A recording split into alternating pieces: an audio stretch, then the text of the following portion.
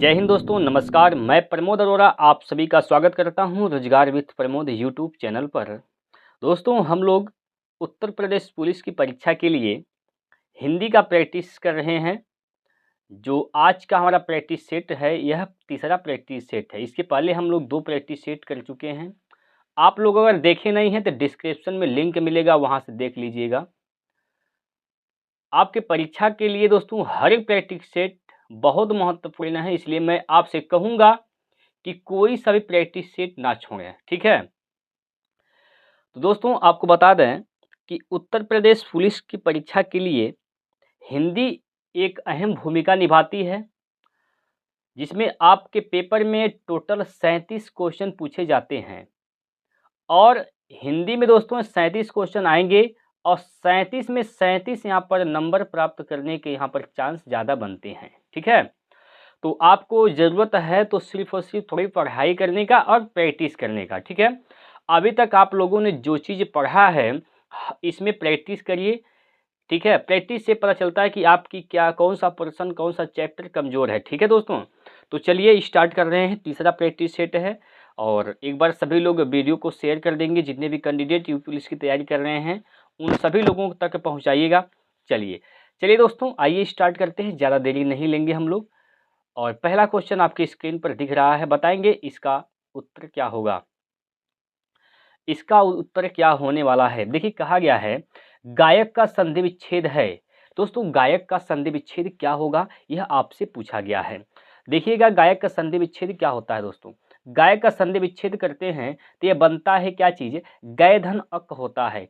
क्या होता है दोस्तों, गय धन अक होता है, ठीक है। गय धन अक, गय धन अक एक गायक का संधि विच्छेद होता है गय धन अक। तो गय धन अक किस ऑप्शन में है, तो यहाँ पर देखिएगा ऑप्शन नंबर सी में है गय धन अक। तो गायक का संधि विच्छेद हो जाएगा दोस्तों ऑप्शन नंबर सी गय धन अक। अब आपको ये भी जानकारी होनी चाहिए कि गायक में कौन सी संधि है, तो ये भी आप लोग अपने कॉपी में नोट कर लेंगे। यहाँ पर अयादि संधि होती है। कौन सी संधि होती है दोस्तों, अयादि संधि, ठीक है। तो गायक में संधि कौन सी है, अयादि संधि है दोस्तों। ये स्वर संधि का भेद होता है। स्वर संधि 5 प्रकार के होते हैं, ठीक है। स्वर संधि कितने होते हैं, 5 प्रकार के होते हैं, 5 होते हैं स्वर संधि, ठीक है दोस्तों, ठीक है। कोई दिक्कत तो है नहीं, यहाँ पर इसमें कोई दिक्कत की बात नहीं है। जरा एक चीज और यहाँ पर समझेंगे आप लोग दोस्तों। अगर किसी पहले शब्द का अंतिम वर्ण, अगर पहले शब्द का अंतिम वर्ण अगर क्या हो जाए, ए हो जाए, ठीक है। ए तो क्या बनता है, अय होता है, अय होता है। और अगर अय हो जाए, अय हो तो आय होता है, ठीक है, आय होता है। अगर ओ है, ओ है तो अव होता है, अव। अगर अव है, अव है तो आव होता है दोस्तों, ठीक है, आव। इसे आप लोग याद रखेंगे, ठीक है। इसमें कोई दिक्कत की बात नहीं है। तो गायक में कौन सी संधि हो जाएगी, अयादि संधि होगा। संधि विच्छेद क्या होगा, गय धन अक, ठीक है। उम्मीद करता हूं कि आप लोग एक क्वेश्चन से इतनी चीजें आप लोग सीखे होंगे। अब जरा आप लोग एक बार हमें कमेंट बॉक्स में बताएंगे इसका संधि विच्छेद क्या होगा, जो आपके सामने मैं लिख रहा हूं दोस्तों, ठीक है। आपके सामने मैं लिख रहा हूं, इसका संधि विच्छेद बताएंगे। नयन,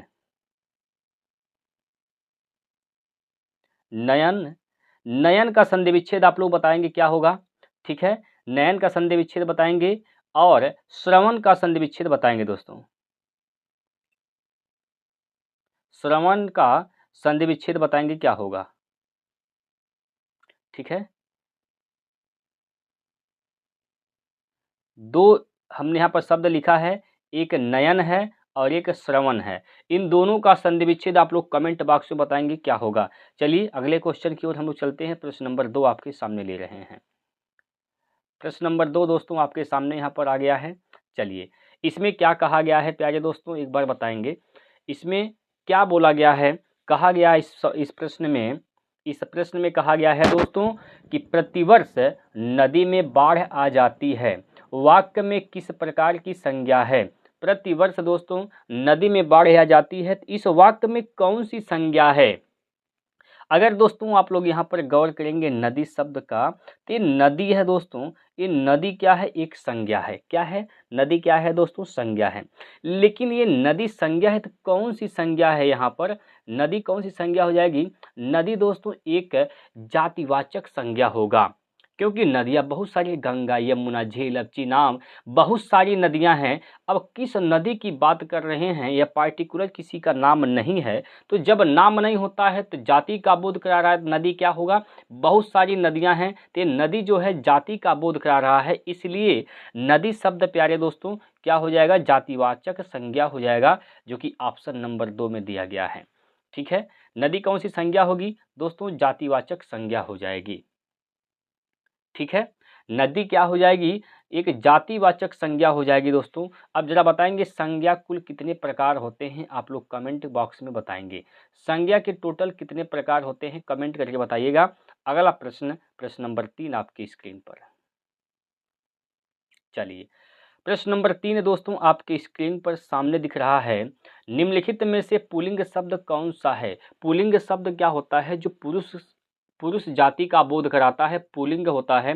स्त्रीलिंग होता है एक, जो स्त्री जाति का बोध कराता है, वह स्त्रीलिंग होता है। ठीक है, हिंदी में दोस्तों 2 ही लिंग होते हैं, एक पुल्लिंग होता है और एक स्त्रीलिंग होता है। तो इस बात को भी आप लोग याद रख लीजिएगा। तो इसमें पूछा गया है पुल्लिंग शब्द कौन सा है दोस्तों, पुल्लिंग शब्द इसमें कौन सा है दोस्त, यह आपसे पूछा गया है। आइए समझते हैं कौन सा इसमें होगा इसका राइट आंसर। अब जैसे पहला क्वेश्चन, पहला ऑप्शन इसमें रचना है, तो रचना करनी होती है कि रचना करना होता है, तो रचना करनी होती है। रचना करनी होती है तो यहाँ से क्या चल रहा है, यहाँ पर क्या भाव निकल रहा है, स्त्रीलिंग का, तो रचना तो दोस्तों स्त्रीलिंग हो जाएगा, ये तो ऑप्शन गलत हो जाएगा। ठीक है, प्रार्थना करनी है, प्रार्थना करना नहीं होता है, प्रार्थना करनी है, स्त्रीलिंग ये भी हो जाएगा। अब देखिए आज्ञा देनी होती है दोस्तों, आज्ञा लेनी है या आज्ञा देनी है, ये भी स्त्रीलिंग हो जाएगा। लेकिन यहीं पर हम बात करते हैं, अगर हम लोग पत्र का, पत्र लिखना हो, पत्र लिखना होता है, पत्र लिखा जाता है ना कि लिखी जाती है, पत्र लिखा जाता है लिखी जाती है, पत्र लिखा जाता है, यहाँ पर क्या हो जाएगा, यह पुल्लिंग, पुरुष का, पुरुष भाव का यहाँ पर बोध हो रहा है, तो पत्र क्या हो जाएगा, पुल्लिंग हो जाएगा। पत्र लिखा जाता है, इस प्रकार से आप लोग पकड़े लेंगे कि पत्र क्या हो जाएगा दोस्त, पत्र हो जाएगा पुल्लिंग। ऑप्शन नंबर सी इसका सही है। कोई दिक्कत परेशानी है बताइए। अगला क्वेश्चन देखिए, अगला प्रश्न आपके सामने यहाँ पर प्रश्न नंबर 4। प्रश्न नंबर 4 में बोला गया है चौथाई शब्द में विशेषण है। चौथाई जो शब्द है दोस्त, इसमें विशेषण बताना है, कौन सा विशेषण है। चौथाई का मतलब क्या होता है, 1/4। ये बताइए 1/4 क्या पूर्णांक है कि अपूर्णांक है। आप कहेंगे अपूर्णांक है, पूर्णांक का मतलब क्या होता है, 1 है, 2 है, 3, ये पूर्णांक होता है। अब 1/4 हुआ, 1/2 हुआ, 1/3 हुआ, 1/5 हुआ, ये सब क्या होते हैं, अपूर्णांक होते हैं। तो ये चौथाई जो शब्द है 1/4, या क्या, कौन सा इसमें शब्द विशेषण हो जाएगा, अपूर्णांक बोधक विशेषण हो जाएगा। कौन सा बोधक, अपूर्णांक बोधक विशेषण। ऑप्शन नंबर डी इसका बिल्कुल सही उत्तर होगा दोस्तों। ठीक है, अपूर्णांक बोधक विशेषण इसका राइट आंसर हो जाएगा। अब जरा आप बताइएगा 0.65 ये कौन सा विशेषण है। 0.65 कौन सा विशेषण है, आप लोग बताइएगा, कमेंट करके बताइए दोस्तों कि 0.65 कौन सा विशेषण है। अगले क्वेश्चन पर हम लोग चलते हैं, प्रश्न नंबर यहाँ पर 5वां। प्रश्न नंबर 5 आपके सामने है, चलिएगा। राजा सेवक को कंबल देता है, राजा सेवक को कंबल देता है, वाक्य में रेखांकित पद में कौन सा कारक है दोस्तों। ये जो रेखांकित पद है, यहाँ पर राजा सेवक के नीचे रेखांकित पद दिया गया है, तो राजा सेवक को कंबल देता है, जब कंबल राजा देगा सेवक को तो बताइए वह कंबल वापस लेगा कि नहीं लेगा? कंबल वापस नहीं लेगा, वह दान कर दिया। तो जब दान करते हैं तो वहाँ पर कौन सा कारक होता है? वहाँ पर संप्रदान कारक होता है। तो यहाँ पर भी क्या हो जाएगा? संप्रदान कारक हो जाएगा। ठीक है, राजा सेवक को कंबल देता है, तो राजा सेवक को कंबल दे रहा है तो यहाँ पर कौन सा कारक होगा? संप्रदान कारक होगा। जहाँ दान दिया जाए वापस न लिया जाए तो वहाँ पर संप्रदान कारक होता है। इसकी कारक विभक्ति भी आप लोग याद रख लीजिएगा। इसकी कारक विभक्ति क्या होती है दोस्तों? बताइए, इसकी कारक विभक्ति क्या होती है? के लिए, के लिए और को, इसकी कारक विभक्ति भी होती है, इसे भी आप लोग याद रखिएगा। ठीक है, चलिए जैसे अगर हम बात करते हैं यहाँ पर एक उदाहरण की और बात कर लें, माँ ब्राह्मण को दान देती है। तो माँ ब्राह्मण को जब दान देगी भैया तो बताइए क्या वह दान वापस लिया जाएगा? आपके दरवाजे पर जब कोई आता है भिक्षा मांगने, तो जब आप उससे भिक्षा दे देते हैं तो क्या वापस लेते हैं? बताइए, क्या उसे वापस लेते हैं आप? तो वापस नहीं लेते हैं। तो वहाँ पर कौन सा कारक में आप लोग काम कर रहे हैं? वहाँ पर संप्रदान कारक में हम बात कर रहे हैं। तो इसका राइट आंसर क्या है दोस्तों? संप्रदान कारक। अगला क्वेश्चन लेते हैं भैया आपकी स्क्रीन पर। आपके स्क्रीन पर है प्यारे दोस्तों अगला क्वेश्चन, प्रश्न नंबर 6। प्रश्न नंबर 6 क्या बोला गया है एक बार बताएंगे, इसमें क्या इसका राइट आंसर होगा? मैंने आम खा लिया है। मैंने क्या किया है? आम को खा लिया है दोस्तों। यहाँ पर पूछा गया है वाक्य में प्रयुक्त काल पहचानिए। मैंने आम खा लिया है, इसमें कौन सा काल है? मैंने आम खा लिया है दोस्तों, यह यहाँ पर एक क्या है? यहाँ पर भूतकाल की बात कर रहे हैं। मैंने आम खा लिया है, तो भूतकाल तो है, लेकिन क्या अपूर्ण भूतकाल है? नहीं, अपूर्ण भूतकाल इसमें नहीं है दोस्तों। अपूर्ण भूतकाल की बात हो रही नहीं। हेतु हेतु मद भूतकाल ये भी नहीं है। क्या पूर्ण भूतकाल है? ये भी नहीं है। तो मैंने आम खा लिया है दोस्तों, यहाँ पर आसन्न भूतकाल है दोस्तों, आसन्न भूतकाल। तो ऑप्शन नंबर डी इसका सही उत्तर होगा। कोई दिक्कत परेशानी है तो बता सकते हैं। आसन्न भूतकाल इसमें हो जाएगा प्यारे दोस्तों, यहाँ पर आपका ऑप्शन नंबर डी सही हो जाएगा। अगला क्वेश्चन देखिए, प्रश्न नंबर यहाँ पर 7। चलिए प्रश्न नंबर 7 में क्या बोला गया है, जल्दी से बताएंगे इसका उत्तर क्या होगा। चलिए भाई, प्रश्न नंबर 7 में बताइए यहाँ पर क्या कहा गया है। वह हमेशा अपने भाई के गीत गाता रहता है, मतलब अपने भाई का ही गुणगान करता रहता है। तो वाक्य में अव्यय पद बताइए। अव्यय पद क्या होता है? जहाँ पर लिंग वचन के बदलने से उस पर कोई प्रभाव ना पड़े, उस शब्द को क्या बोलते हैं? अव्यय बोलते हैं। तो अव्यय इसमें क्या हो जाएगा दोस्तों? इसमें अव्यय क्या होगा? तो यहाँ पर देखिए हमेशा जो है शब्द जो लिखा गया है हमेशा, इसमें वचन जात लिंग का कोई प्रभाव नहीं पड़ने वाला है। तो हमेशा शब्द जो है दोस्तों यह अव्यय का काम कर रहा है यहाँ पर, तो ये अव्यय हो जाएगा यहाँ पर। ठीक है, हमेशा शब्द जो है यह क्या है? अव्यय है। Option number B, option number B हमेशा शब्द है। ठीक है, अगला प्रश्न है।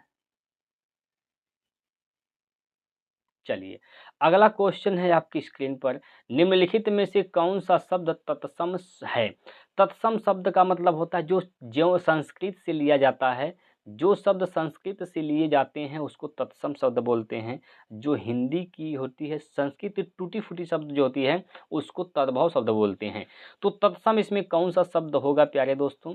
देखिए अमूल्य जो शब्द है ये क्या है? तत्सम शब्द होता है। अमूल्य कौन सा शब्द है दोस्त? तत्सम शब्द है। बाकी सभी क्या हैं?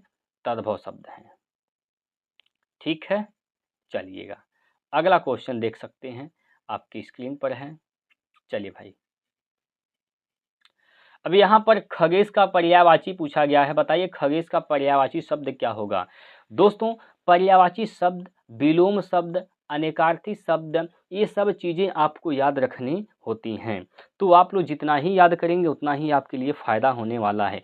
प्यारे दोस्तों खगेश शब्द का जो पर्यायवाची शब्द है वह क्या होता है? वैनतेय होता है। तो ऑप्शन नंबर सी इसका राइट हो जाएगा, वैनतेय। ठीक है, वैनते इसका राइट आंसर होगा, खगेश का पर्यायवाची शब्द है। कोई दिक्कत परेशानी बताइए, कोई दिक्कत परेशानी है तो बताइए।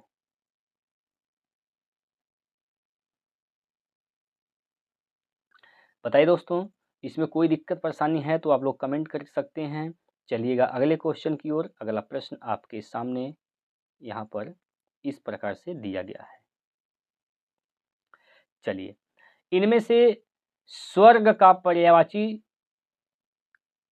कौन सा नहीं है? इसमें क्या पूछा है? स्वर्ग का पर्यायवाची कौन सा नहीं है? पर्यायवाची कौन सा नहीं है? कौन सा है नहीं, कौन सा नहीं है, यह बताना है। तो स्वर्ग का पर्यायवाची शब्द कौन सा नहीं होगा? देखिए, वैकुंठ स्वर्ग का पर्यायवाची शब्द है, दिव्य धाम भी स्वर्ग का पर्यायवाची शब्द है, और नाक ये भी क्या है? यह भी स्वर्ग का पर्यायवाची शब्द है। ठीक है, ये भी स्वर्ग का पर्यायवाची शब्द है। लेकिन दोस्तों यहाँ पर देखिए, ये जो गौ शब्द लिखा गया है, यह स्वर्ग का पर्यायवाची शब्द नहीं है। गौ स्वर्ग का पर्यायवाची शब्द नहीं है, जबकि ये किसका शब्द है? ये कौन सा शब्द है, किसका पर्यायवाची शब्द है? ये गाय का है। ठीक है, स्वर्ग का पर्यायवाची शब्द गौ नहीं है, यह गाय का है, इसलिए ऑप्शन नंबर सी इसका सही उत्तर होगा। ठीक है भाई, बताइए कोई दिक्कत है तो बताइए। आगे हम लोग बढ़े, अगला क्वेश्चन देखिए। चलिए भाई, अगला प्रश्न है, धर्म बुद्धि में समास है।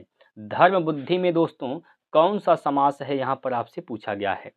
धर्म बुद्धि में कौन सा समास है, यहाँ पर आप लोग बताइए, जल्दी से बताइए दोस्तों, कौन सा है? ठीक है, धर्म बुद्धि में कौन सा समास है दोस्तों, जल्दी से आप लोग बताइए।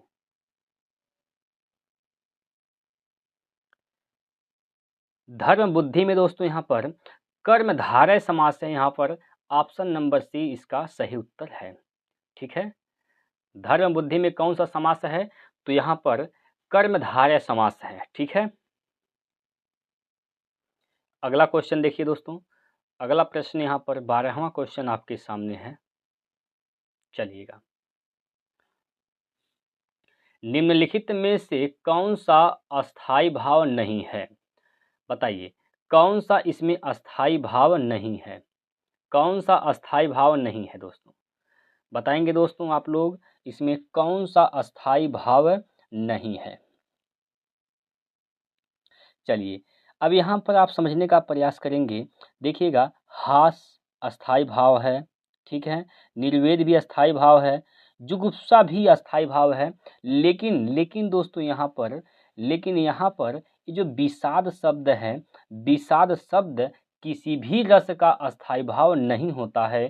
तो ऑप्शन नंबर यहाँ पर देखिए, ऑप्शन नंबर ए इसका सही उत्तर हो जाएगा, विषाद। ठीक है, विषाद शब्द किसी का भी अस्थाई भाव नहीं होता है। ठीक है, देखिए, ये जो जुगुप्सा शब्द है दोस्तों, जुगुप्सा जो अस्थाई भाव है किसका होता है? किसका होता है? विभत्स रस का होता है। ठीक है, विभत्स रस एक है, उसका होता है अस्थाई भाव जुगुप्सा। निर्वेद किसका होता है दोस्तों? निर्वेद किस रस का अस्थाई भाव है? ये शांत रस का अस्थाई भाव है निर्वेद। ठीक है, शांत रस का अस्थाई भाव क्या होता है? निर्वेद होता है। हास किस रस का अस्थाई भाव है? हास्य रस का। ठीक है, ठीक है, चलिए अगला क्वेश्चन।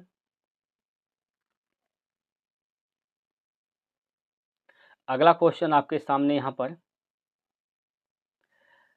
वही मनुष्य है कि जो मनुष्यों के लिए मरे, पंक्ति में कौन सा अलंकार है? वही मनुष्य है कि जो मनुष्यों के लिए मरे, इस पंक्ति में कौन सा अलंकार है दोस्तों? बताइए, इस पंक्ति में कौन सा अलंकार है, बताएंगे जरा। इसमें कौन सा अलंकार है, जल्दी से आप लोग बताएंगे, कमेंट करेंगे, फटाफट बताएंगे। ठीक है, तो इसमें दोस्तों कौन सा अलंकार है, ध्यान से समझने का प्रयास करेंगे। वही मनुष्य है जो मनुष्यों के लिए ही मरे।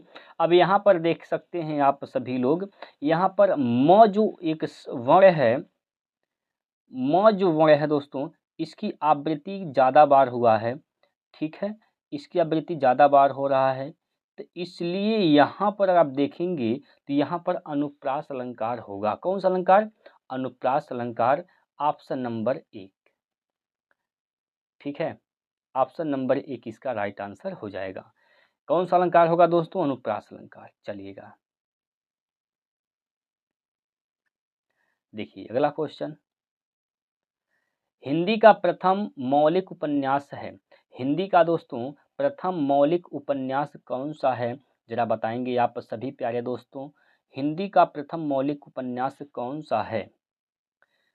तो दोस्तों हिंदी का जो प्रथम मौलिक उपन्यास है वह परीक्षा गुरु है। कौन सा गुरु है? परीक्षा गुरु, ऑप्शन नंबर ए। हिंदी का प्रथम मौलिक उपन्यास की बात किया जाएगा तो आपका जवाब होगा सर परीक्षा गुरु। कौन सा गुरु? तो परीक्षा गुरु। इस उपन्यास के लेखक कौन है? कौन से इसके लेखक हैं? ठीक है, तो इसके लेखक है लाला श्रीनिवास दास। कौन से दास हैं दोस्तों? तो लाला श्रीनिवास दास, ठीक, लाला श्रीनिवास दास इस परीक्षा गुरु के लेखक हैं। इस बात को आप लोग याद रखेंगे। इसका प्रकाशन कब हुआ था दोस्तों? इसका प्रकाशन हुआ था 1882 ईस्वी में, ठीक है, 1882 ईस्वी में इसका प्रकाशन किया गया था दोस्तों। तो इस बात को भी आप लोग याद रखेंगे।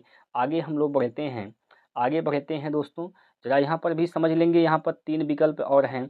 आनंद मठ के लेखक कौन हैं दोस्तों? तो आनंद मठ के लेखक हैं बंकिम चंद्र चटर्जी। गबन किसके हैं? गबन के कौन हैं? तो मुंशी प्रेमचंद्र जी हैं, मुंशी प्रेमचंद। और तितली किसका है दोस्तों? तो याद रखेंगे जयशंकर प्रसाद जी का। किसका? जयशंकर प्रसाद जी का। तो इतनी बात आप लोग यहाँ से नोट करेंगे दोस्तों। आगे चलते हैं, चलिएगा, अगला क्वेश्चन आपके सामने यहाँ पर है, चिंतामणि किसका निबंध संग्रह है? ये चिंतामणि जो है दोस्तों ये किसका निबंध संग्रह है दोस्तों? यहाँ पर है क्वेश्चन आपके सामने। तो चिंतामणि की बात करते हैं तो ये आचार्य रामचंद्र शुक्ल की है। तो आचार्य रामचंद्र शुक्ल इसके सही उत्तर हो जाएंगे ऑप्शन नंबर सी। चिंतामणि किसका जो निबंध संग्रह है? तो किसका भैया? आचार्य रामचंद्र शुक्ल जी का है दोस्तों, ठीक है। अब यहाँ पर चिंतामणि की बात करते हैं। चिंतामणि के कुल 4 भाग हैं। कितने भाग हैं? तो इस बात को भी याद रखिएगा, 4 भाग हैं चिंतामणि के। चिंतामणि में कितने भाग हैं दोस्तों? तो 4 भाग हैं। चलिएगा, अगला क्वेश्चन, अगला प्रश्न है आपकी स्क्रीन पर, यहाँ पर देखिएगा। प्रश्न नंबर 16वां आपके सामने है। इस प्रश्न में क्या बोला गया है बताएंगे जरा, इसका उत्तर क्या होगा?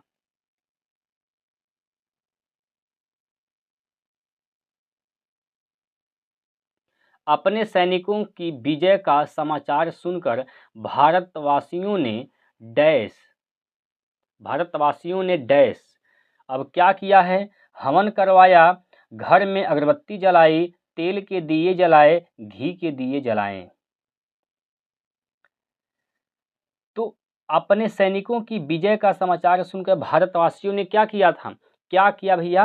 तो घी के दिए जलाए हैं। किसके दिए जलाए हैं? तो घी के दिए जलाए हैं। ऑप्शन नंबर डी इसका राइट आंसर हो जाएगा।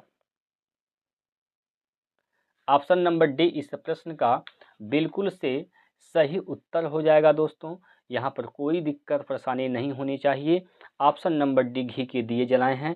अगला क्वेश्चन लेते हैं आपके सामने, और यहाँ पर क्वेश्चन को ज़रा ध्यान से पढ़ेंगे।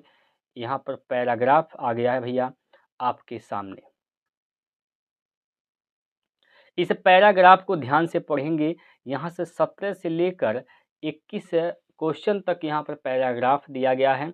तो पहले नंबर आप इस पैराग्राफ को ध्यान से पढ़ेंगे, उसके बाद आंसर करने का प्रयास करेंगे। चलिएगा, आदिम आर्य घुमक्कड़ ही थे, यहाँ से वहाँ वे घूमते रहते थे, घूमते भटकते ही वे भारत पहुँचे थे। यदि घुमक्कड़ी का बना उन्होंने न धारण किया होता, यदि वे एक स्थान पर ही रहते तो आज भारत में उनके वंशज न होते।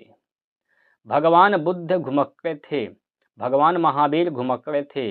वर्षा ऋतु में कुछ महीनों को छोड़कर एक स्थान में रहना बुद्ध के वश का नहीं था। 35 वर्ष की अवस्था में उन्होंने बुद्धत्व प्राप्त किया। 35 वर्ष से 80 वर्ष की अवस्था तक जब उनकी मृत्यु हुई, 45 वर्ष तक वे निरंतर घूमते ही रहे।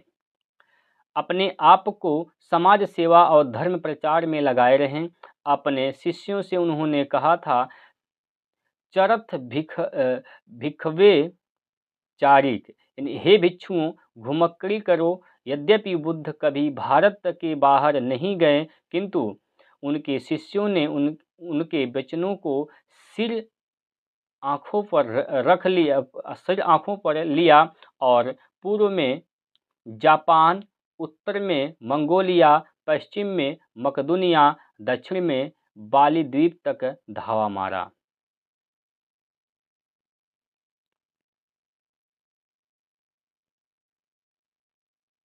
ठीक है, चलिए।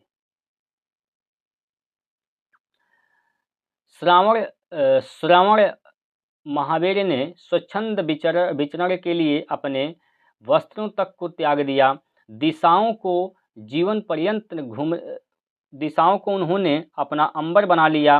वैशाली में जन्म लिया, पावा में शरीर त्याग किया। जीवन पर्यंत घूमते रहे, मानव के कल्याण के लिए, मानवों के राह प्रदर्शन के लिए। और शंकराचार्य 12 वर्ष की अवस्था प्रार्थना के लिए घूमते रहे।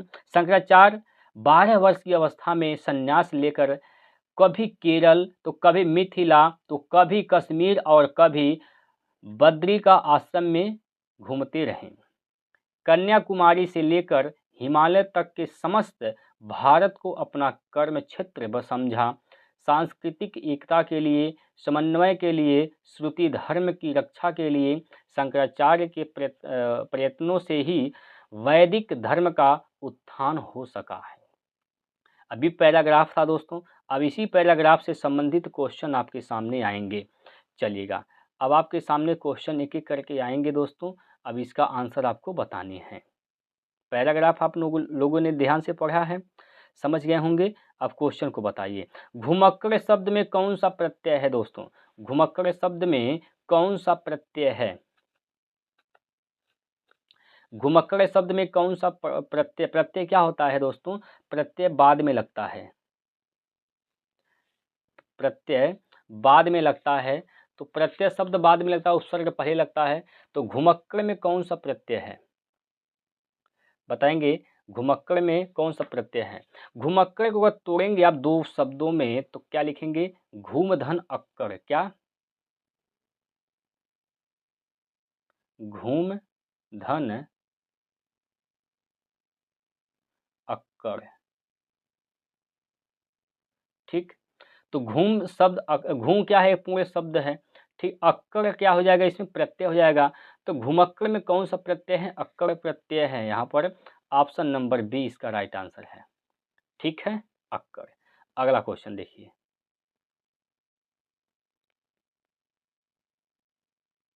चलिए, महावीर स्वामी का जन्म कहाँ हुआ था?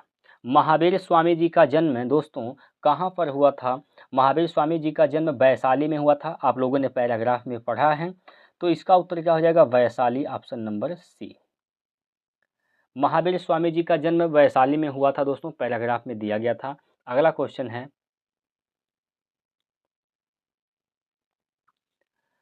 स्वच्छंद में कौन सी संधि है? स्वच्छंद में दोस्तों कौन सी संधि है? स्वच्छंद का संधि विच्छेद करेंगे तो क्या हो जाएगा? देखिएगा, स्वच्छंद का संधि विच्छेद करेंगे आप तो क्या होगा प्यारे दोस्तों? स्वधन छंद, स्वधन छंद। इसमें अ है, इसमें क्या है? इसमें क्या है? अब इसमें अ है, अब ये तो एक व्यंजन है दोस्तों। ठीक है, तो यहाँ पर संधि कौन सी हो जाएगी? यहाँ पर दोस्तों यहाँ पर व्यंजन संधि हो जाएगा इसमें। ठीक है, यहाँ पर क्या हो जाएगा दोस्त, व्यंजन संधि होगा। तो ऑप्शन नंबर डी इसका राइट आंसर हो जाएगा। क्लियर है। अगला क्वेश्चन, अगला प्रश्न है यहाँ पर, महात्मा बुद्ध ने जब बुद्धत्व प्राप्त किया तब उनकी अवस्था कितनी थी। महात्मा बुद्ध ने जब बुद्धत्व को प्राप्त किया था प्यारे दोस्तों, तो उनकी अवस्था क्या था, कितनी अवस्था थी उस समय। तो उस समय उनकी अवस्था थी प्यारे दोस्तों 35 वर्ष।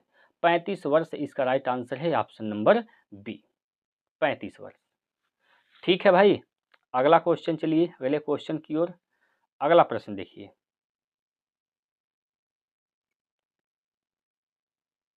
अगला प्रश्न यहाँ पर है, श्रुति धर्म का क्या अर्थ है। श्रुति धर्म का अर्थ क्या है।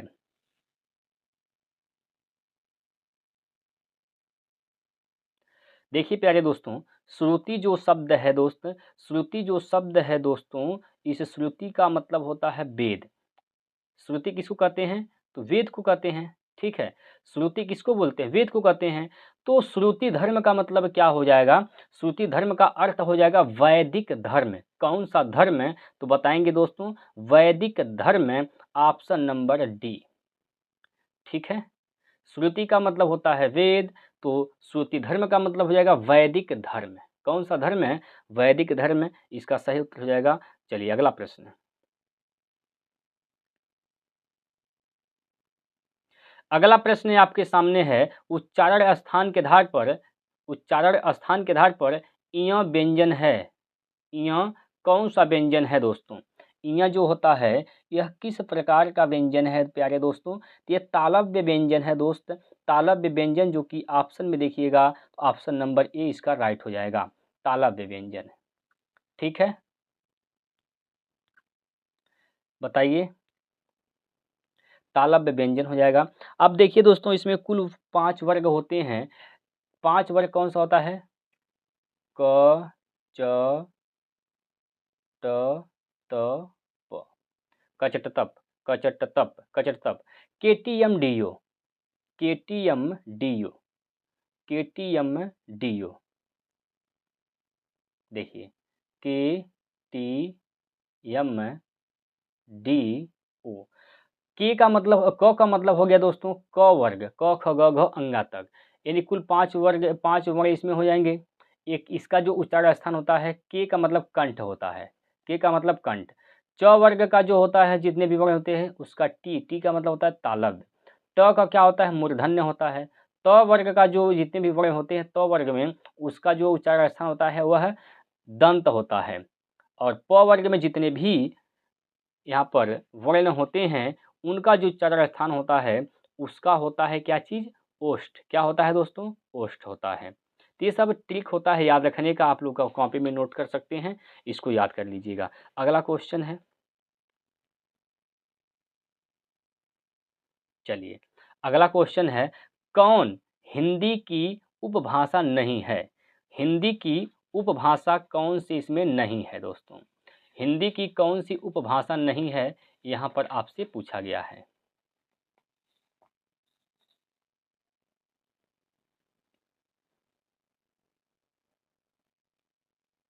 दोस्तों हिंदी की कुल 5 उपभाषाएं होती हैं। ठीक है, हिंदी की कुल कितनी उपभाषा होती हैं, तो याद रखिएगा 5 उपभाषा होती हैं। कौन कौन सी उपभाषा होती हैं, तो इससे भी आप लोग याद रख लीजिए। पहला देखिए क्या है, पहला पश्चिमी हिंदी है, पश्चिमी हिंदी है। दूसरा इसमें क्या है, पूर्वी हिंदी है। ठीक है, तीसरा क्या है, तो तीसरा राजस्थानी हिंदी है।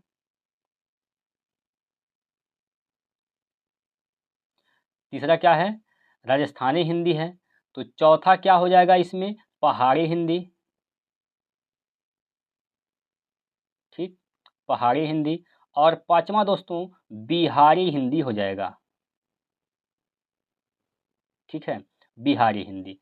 तो हिंदी की कुल उपभाषा कितनी होती हैं, 5 होती हैं। पश्चिमी हिंदी, पूर्वी हिंदी, राजस्थानी हिंदी, पहाड़ी हिंदी और बिहारी हिंदी। देखिए पश्चिमी हिंदी है, पूर्वी हिंदी है, राजस्थानी हिंदी है। लेकिन दोस्तों यहाँ पर देख रहे हैं मराठी जो है यह हिंदी की उपभाषा नहीं है, यह भाषा है ना कि उपभाषा है दोस्तों। तो इसका सही उत्तर क्या हो जाएगा, मराठी। ठीक है। चलिए अगला प्रश्न, अगला प्रश्न है यहाँ पर आपके स्क्रीन पर, जरा बताएंगे इस प्रश्न का उत्तर क्या होगा। यहाँ पर कहा गया है रिक्त स्थान की पूर्ति के लिए सबसे उपयुक्त विकल्प का चयन करें। रोहन को है कि मोहन इतना काम कर सकेगा। क्या बोला गया है? रोहन को है कि मोहन इतना काम कर सकेगा। ठीक है,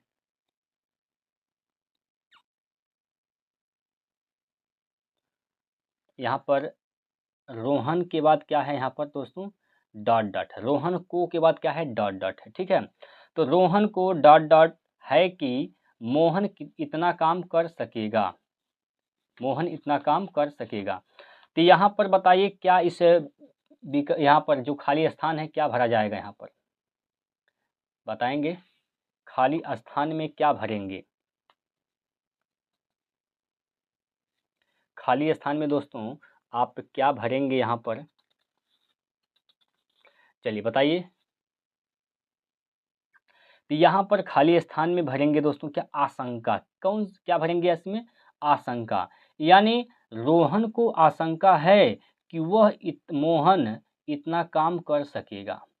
ठीक है, तो यहाँ पर क्या भर देंगे दोस्त? आशंका भर देंगे, ऑप्शन नंबर सी। चलिए अगला प्रश्न, अगला प्रश्न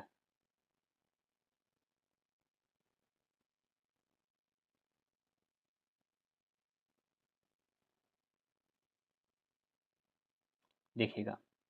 दिए गए वाक्य में रेखांकित खंड को प्रतिस्थापित करने के लिए सबसे उपयुक्त विकल्प का चयन करें। यदि इसे प्रतिस्थापित करने की आवश्यकता नहीं है तो विकल्प किसी बदलाव की आवश्यकता नहीं है का चयन करें। ठीक है, अब देखिएगा, इटली की राजधानी रोम की तरह दिल्ली भी कई बार उजाड़ा और बसाया गया। कई बार उजाड़ा और बसाया गया। ठीक है, कई बार उजाड़ा गया और बसाया गया। दिल्ली की राजधानी क्या बोला गया है इसमें? दिल्ली की राजधानी रोम की तरह दिल्ली को कई बार उजाड़ा और बसाया गया। सॉरी, ये दिल्ली बोल दिए हैं, गलती हो गया है दोस्तों, इटली है। ठीक है, इटली की राजधानी रोम की तरह दिल्ली रोम की तरह दिल्ली भी कई बार उजाड़ी गई और बसाई गई। तो इसमें बताइए कई बार उजाड़ा गया बसाया गया, क्या होगा इसमें बताइए?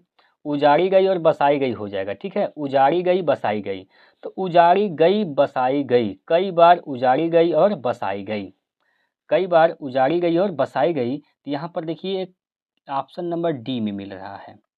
किस में मिल रहा है दोस्तों? ऑप्शन नंबर डी में मिल रहा है, कई बार उजाड़ी गई और बसाई गई।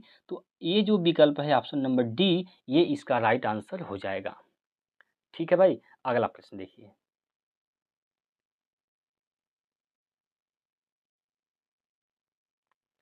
अब यहाँ पर अगला क्वेश्चन प्रश्न नंबर 27 है। यहाँ पर देखिए क्या बोला गया है, सही वर्तनी वाले शब्द का चयन करें। सही जो वर्तनीय शब्द है दोस्तों उसका आपको क्या करने हैं? यहाँ पर चयन करने हैं। ठीक है, देखिए चतुष्कोण लिखा गया है, यहाँ पर चतुष्कोण लिखा गया है, चतुष्कोण ये भी लिखा गया, चतुष्कोण ये भी लिखा गया। चतुष्कोण लिखा कैसे जाता है, सबसे बड़ी बात यह है। तो इस प्रकार से लिखा जाता है, सॉरी यहाँ पर मिस्टेक हो गया, चतुष्कोण ऐसे लिखा जाता है दोस्तों।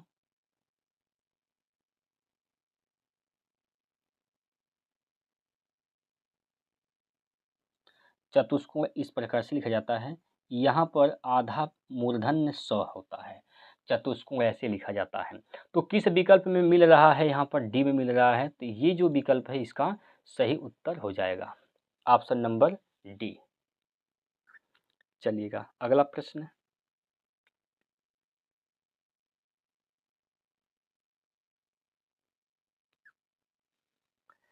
निम्नलिखित में से कर्मवाच्य वाला वाक्य चुनें।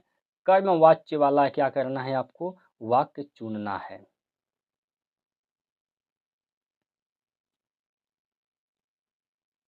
देखिए दोस्तों, यहाँ पर देखिए कर्मवाच्य क्या होगा, जहाँ पर क्रिया का प्रभाव कर्म के ऊपर पड़े तो वहाँ पर कर्मवाच्य हो जाएगा।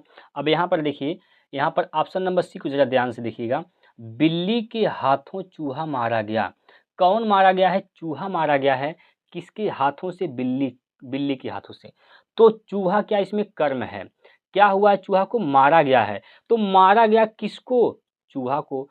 तो किस पे प्रभाव पड़ा है, चूहा पर। चूहा क्या है दोस्तों, कर्म है। तो यहाँ पर क्या हो जाएगा, इसमें कर्मवाच्य हो जाएगा। क्लियर है, इसमें क्या हो जाएगा दोस्त, इसमें हो जाएगा कर्मवाच्य, ऑप्शन नंबर सी में। बाकी किसी में नहीं है, इसलिए ऑप्शन नंबर सी ही इसका राइट आंसर है। ठीक है, अगला क्वेश्चन।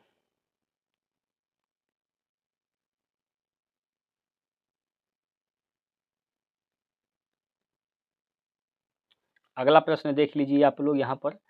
यहाँ पर देखिए प्रश्न दिया गया है, दिए गए वाक्य में रेखांकित खंड को प्रतिस्थापित करने के लिए सबसे उपयुक्त विकल्प का चयन करें। यदि इसमें प्रतिस्थापित करने की आवश्यकता नहीं है तो विकल्प किसी बदलाव की आवश्यकता नहीं है का चयन करें। अब यहाँ पर दिया गया है कि मित्रता एक ऐसा रिश्ता है जिसकी स्पर्धा किसी अन्य रिश्तेदार से नहीं की जा सकती। मित्रता एक ऐसा रिश्ता है जिसकी स्पर्धा किसी अन्य रिश्तेदार से नहीं की जा सकती।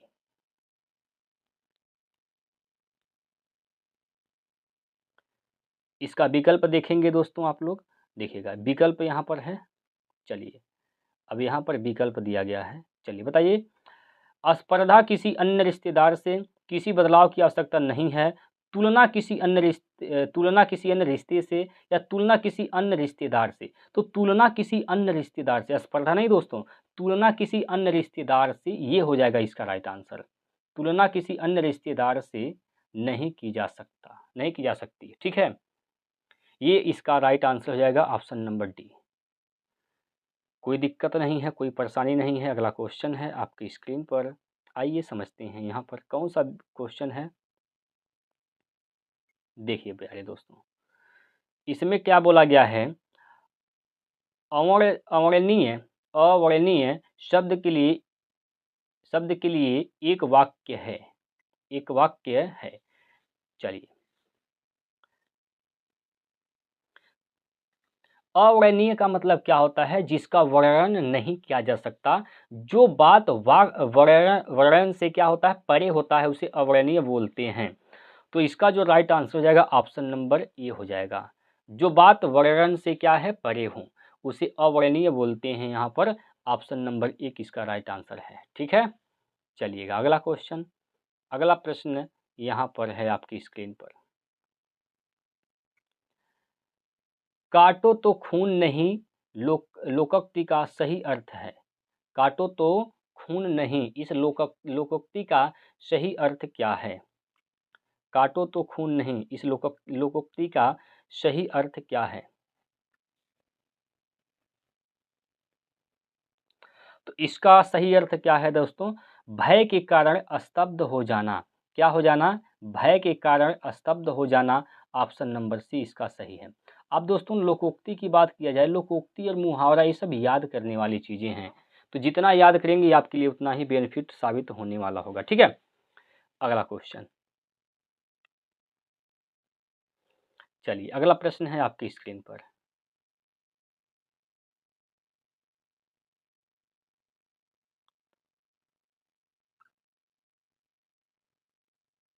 बताइए इसका उत्तर क्या होगा। अष्टछाप के कवि नहीं हैं। तो पहले ये जानिए कि अष्टछाप के कवि कौन कौन हैं। गोस्वामी विट्ठल नाथ के 4 शिष्य, गोविंद स्वामी, नंददास, चित्त स्वामी और चतुर्भुज दास, 4 शिष्य हो गए। अब वल्लभाचार्य के भी 4 शिष्य हैं, सूर्यदास, कुंभन दास, परमानंद दास और कृष्णदास। ये 8 कवि जो हैं अष्टछाप कवियों में आते हैं। बाकी इनके अलावा जो भी कवि होंगे अष्टछाप कवियों में नहीं होंगे। तो देखिए यहाँ पर यहाँ पर नाभादास जो हैं यह अष्टछाप कवियों में नहीं आते हैं, तो इसलिए इसका उत्तर क्या हो जाएगा, नाभादास, ऑप्शन नंबर ए। ठीक है, चलिए अगला क्वेश्चन भैया आपके स्क्रीन पर है। अगला प्रश्न आपके सामने है।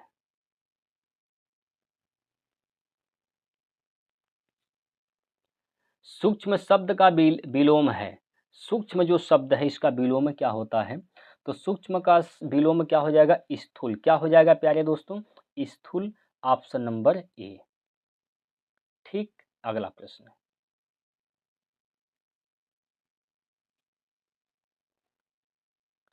अवली और आविल का अर्थ है। अवली और आविल का अर्थ क्या है, यह आपको बताना है। अवली और आविल,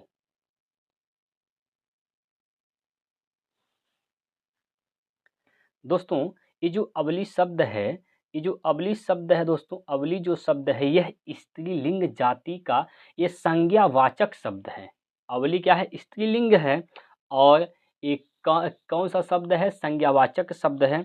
इसका मतलब होता है पंक्ति। क्या होती है, इसका मतलब होता है पंक्ति या कतार होता है।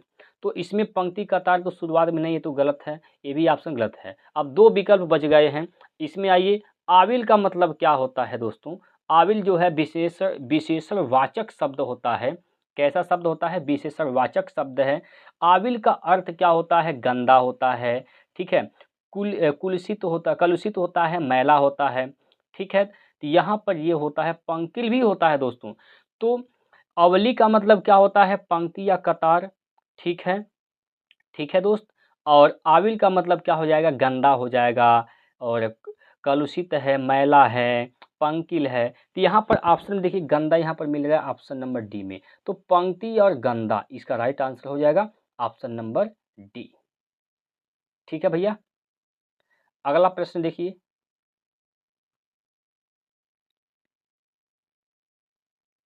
चलिएगा, अगला प्रश्न आपकी स्क्रीन पर देखिए। अत्याचार शब्द में उपसर्ग है। अत्याचार शब्द में उपसर्ग बताना है आपको। क्या है अत्याचार शब्द में उपसर्ग, अत्याचार शब्द में उपसर्ग क्या है दोस्त, एक बार बताएंगे सभी लोग, एक बार बताएंगे प्यारे दोस्तों, अत्याचार शब्द में उपसर्ग क्या है। तो अत्याचार शब्द में दोस्तों उपसर्ग होता है क्या चीज, अति। क्या है, अति है। तो ऑप्शन नंबर यहाँ पर ए इसका सही उत्तर है। ठीक, बताइए अगला प्रश्न। अगला प्रश्न है आपके सामने। इसमें क्या बोला गया है, महोर्मी शब्द, महोर्मी का संधि विच्छेद बताइए। महोर्मी का संधि विच्छेद क्या होगा, महोर्मी का संधि विच्छेद कहाँ क्या होगा दोस्तों। तो महोर्मी का संधि विच्छेद होता है महाधन उर्मी। क्या होता है दोस्त, महाधन उर्मी, महाधन उर्मी इसका संधि विच्छेद है। ये कौन सा संधि है, तो ये भी जान लीजिए, यह गुण संधि है। गुण संधि है, गुण संधि है दोस्तों, इसमें गुण स्वर संधि। ठीक है, तो ये महाधन उर्मी इसका राइट आंसर हो जाएगा। ऑप्शन नंबर यहाँ पर किस में है, तो ऑप्शन नंबर प्यारे दोस्तों यहाँ पर सी में है। ठीक है, ऑप्शन नंबर सी इसका बिल्कुल सही उत्तर हो जाएगा। चलिएगा अगला प्रश्न।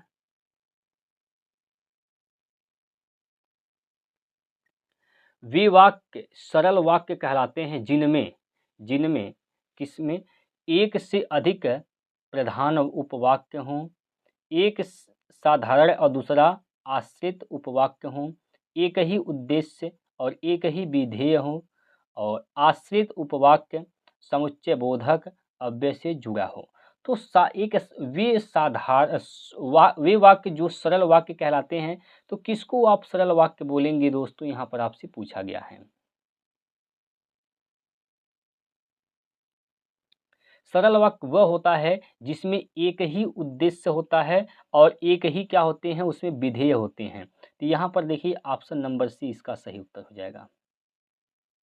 ठीक है, चलिएगा अगला प्रश्न है और ये 37वां क्वेश्चन है दोस्तों, और ये आज का लास्ट प्रश्न है।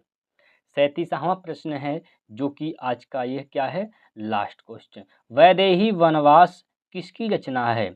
वैदेही वनवास दोस्तों ये किसकी रचना है? तो ये रचना दोस्तों याद रखिएगा अयोध्या सिंह उपाध्याय हरिऔध की रचना है।